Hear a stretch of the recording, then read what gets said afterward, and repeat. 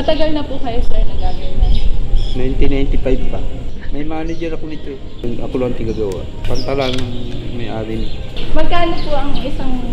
Tuwa ng isang dami. Ang nahuhuli po nito, mga gaano kalalaki? 1 kilo. Kapla.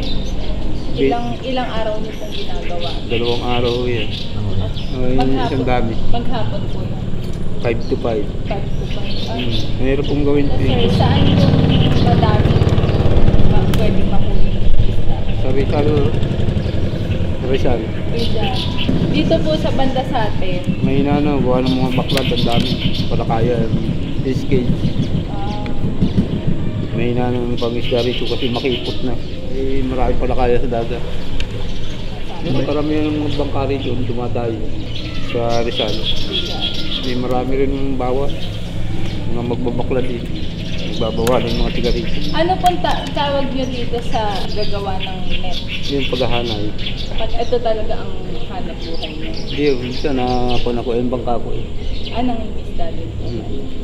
May na-high blood ako kaya pahinga muna sa dagat. Kagaling ko lang ospital.